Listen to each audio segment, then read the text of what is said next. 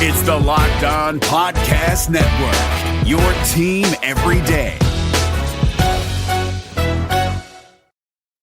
This episode is brought to you by HP Plus. In a world full of smart devices, isn't it about time your printer got smart too? Now printing is smart with HP Plus, and the HP Smart app is how it all happens. You can print from your phone with just a tap, no matter where you are, even from your garage/home office/yoga studio. Huh, that is smart. HP Plus. Learn more about smart printing at hp.com/smart. You are Locked On Seminoles, your daily podcast on the Florida State Seminoles, part of the Locked On Podcast Network. Your team every day.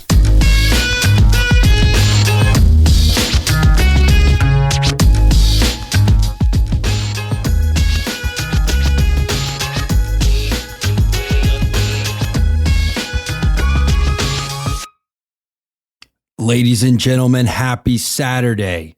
Happy game day eve. I am coming to you right now from the studio in Tampa, but I'm excited as if I'm coming to you live on Saturday. Right now, as you're listening to this, I'm in Tallahassee. All the boys are in Tallahassee, and I hope most of you are in Tallahassee getting ready for tomorrow's big showdown. However, we are fully aware that a lot of angst, a lot of anxiety awaits us for the next 36 or so hours until kickoff, depending on when you press play on this episode. And to combat that, you're going to want to watch a lot of football. I mean, gosh, think about everything we've been through. And now we have real college football back today. And I decided to do something a little special for y'all. I'm going to bring y'all a sit down I had with Danny Wheeler, Danny Domino as I know him, for our new betting segment, Danny's Dominoes. Those of y'all that listen all week, you heard his preview of that Wake Forest game. Hopefully that pick worked out for you last night, but we've got 4 more picks from the man himself, Danny Domino. So in just a moment, I'm going to kick it over to myself and him to talk about who he thinks are his locks for the weekend, who is his super dog, and who is his bankroll builder. The bankroll builder is like Illinois was for us last week. That is an underdog that he thinks you should hit on the money line. I'm not going to lie. Danny is a pretty good gambler. He's got his own gambling Twitter at FR8 out of Vegas, Freight out of Vegas. I don't know where the name comes from, but that's his gambling Twitter. You can check out his personal handle at 18_Wheeler with 3 E's, WHEEELER. He's a great follow. He gives great picks. And hopefully, if he's right enough, we'll come back to him throughout the season. So sit back, relax, get some gambling picks, and be ready to rock through Saturday on our way to tomorrow's big showdown. Max, Dan, over to you two. I got 2 picks in the same game. I got Clemson -3, and I got the under. Absolutely love Clemson. They bring back 10 starters on their defense. You look at it, they were top 18 in third down conversion rate, rushing yards per game, and yards per carry. Georgia only brings back 5 defensive starters. I like to think we got their hopefully best player in Jermaine Johnson, but that remains to be seen. And I mean, JT Daniels is legit, very legit quarterback, but I just don't know who he's going to be thrown to. Darnell Washington's out. That 6'7" tight end was the highest rated tight end of all time coming out of college, coming out of high school. Eric Gilbert's still MIA. No one knows if he's going to play week 1. He's not back in practice yet. And George Pickens tore his ACL in the spring. So when you look at it, if you look back at the spring, once they got Eric Gilbert, their top 3 pass catchers are gone. They have a deep running back room, but this goes back again to Clemson. 10 starters on defense, top 10 rushing defense in the country. Coming back, that D-line is incredible. I think Clemson's defense is really going to shut Georgia down. Let me ask you, so you're talking about the under, you're talking about Clemson at -3. So You're seeing this as basically a 27-21, 24. I think this is going to be a 31-14 game. And that's just a product of sort of Georgia's offense. Because I think we saw the blueprint to beat this defense, right? And it's what Ohio State did last year. And I think that Georgia does the exact opposite of what Ohio State did last. I couldn't think of 2 more diametrically opposite offenses. Opposite teams. But again, the under goes back to Clemson. I'm pretty heavy on Clemson already. But one of the big things that Clemson did is they dumped the ball down to Etienne. In DJ's 2 starts, Etienne had 15 catches, which, I mean, he caught the ball a lot, but 7.5 catches, that was a lot for anyone, let alone a running back.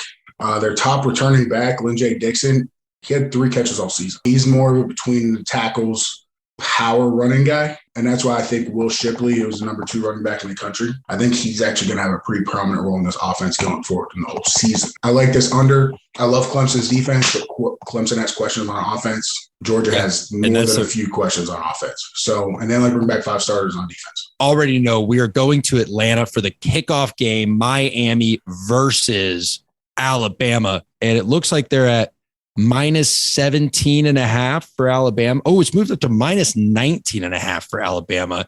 That's not enough. I locked it in at minus 18. Let me ask it this way, because I'm going to let you talk about why Miami's going to get absolutely jiffy stomped during this, because our fans love that. I love it. Holly loves it. Stacy loves it. Is there a number that this could get to that you wouldn't bet on Alabama? It's going to stay under 3 touchdowns. But I'm saying for you personally, like what would this have to get to for you to be like, oh, no, I definitely can't touch that? 40. Okay, they still bring back Brian Robinson. They still bring back Trey Sanders, who's probably a top 3 running back combo in the country. I mean, they're bringing back John Messi III, who had 1,000 yards last year. I mean, the dude's a baller. This is Alabama every year, right? They're a professional organization. Right. I mean, touching on Miami, again, they beat us. But they beat Virginia Tech, Virginia, and NC State by combined 9 points. They beat Duke, who was so bad they lost to Florida State by 21 last year. I don't really see any impressive wins on their schedule from last year. They gave up 175 yards rushing. They lost their 2 best D linemen. And I think NC State's running backs are still running. Embarrassing.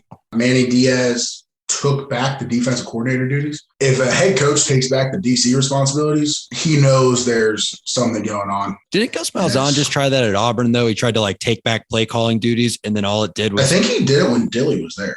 Yeah, and then just put a bigger target on his head because then he had no one to blame for their offense. That's the thing. It's like, are you going to be too aggressive or too passive on defense? Yep. He's going against Bill O'Brien, who's had success in college football. Fun fact for you, Miami's 3-12 against the spread on neutral site games in their last 15. I'm with you. I like to take Miami. I'd like to take Alabama. Sorry.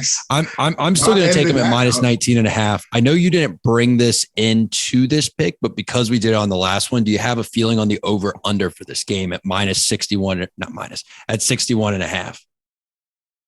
Yeah, Alabama might win 63-0. Well, lock that in too, folks. All right, man. Those are the locks. So far, let's recap what we got from Danny on Danny's Dominoes. We've got Miami getting murdered and Alabama minus whatever it is up to 3 scores. Right now, it's at 19.5. I'd recommend you go ahead and lock that in, because as everyone with the brains money pours to Alabama, they might start inching that line higher and higher. We also have another neutral site game, Clemson minus 3, but also Danny wants you to take the under at 51.5. Logic being they're going to completely shut Georgia down, but with their own offensive question marks, we probably won't see a ridiculously high scoring game from Clemson. Let's go on to the fun part of this, the part where we won't judge you that heavily because I made you pick these games. Who is Danny Domino's super dog of week 1? And again, a super dog is a team that is more than a 10-point underdog. There's 2 that I couldn't decide against. You can give us 2. So I have Fresno State. They're plus 21. At Oregon, they just completely demolished UConn.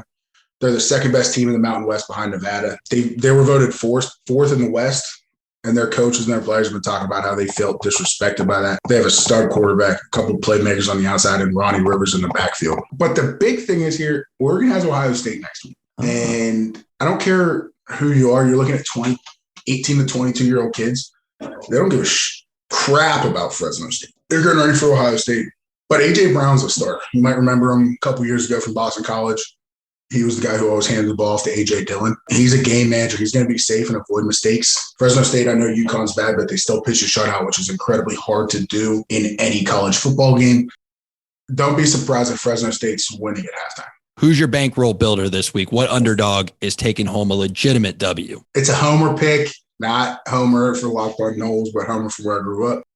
Penn State Nittany Lions will go into Camp Randall Stadium and beat the Wisconsin Badgers as 4.5 or 5-point underdogs.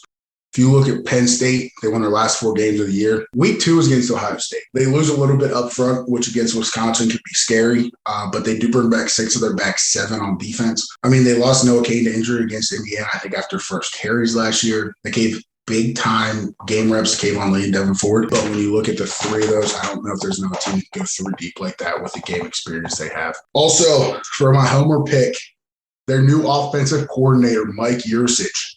Best OC in the country, and I say that with full confidence because I've been in meeting rooms with him. He was my OC at Shippensburg for 2 years, and he went to Oklahoma State. Oh, really? Followed by Ohio State and Texas, and if you look at what he did, I mean, my man's the truth. Made Sam Ellinger look like a good quarterback, and I don't think he's a good quarterback. Had Ohio State. He got you a couple college touchdowns. So he even got me. Right. He got me my first college touchdown. There you go. So I actually have a big a play call here that I'm expecting a touchdown on. Big Falcons Stooge left 77 Sooner. Watch out for that. It's going to be in the red zone. Tight end's going to be on the left side, attached to the ball, trips to the other side. If there's a corner on the tight end, he's running a corner route. Expect him to throw it up and use one of Penn State's big weapons at tight end there. So just keep an eye out for that. If you see it, running back free release to the left as well.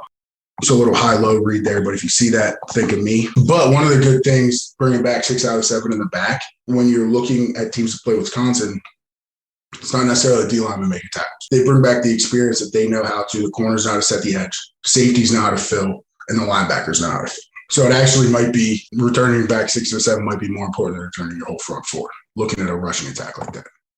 Well, folks, thanks for stopping by. Danny hit last night on his Wake Forest first half pick that we gave you in 2 episodes earlier this week through teasers. And hopefully he hits on all 3 locks today. I guess 2 locks today.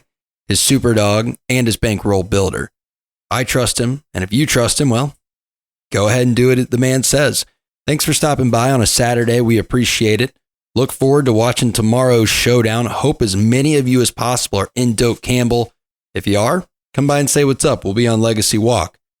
With that, I'm Max, that was Danny, and this was Locked On Seminoles. Go Noles. Also, Sam Howell lost. LOL.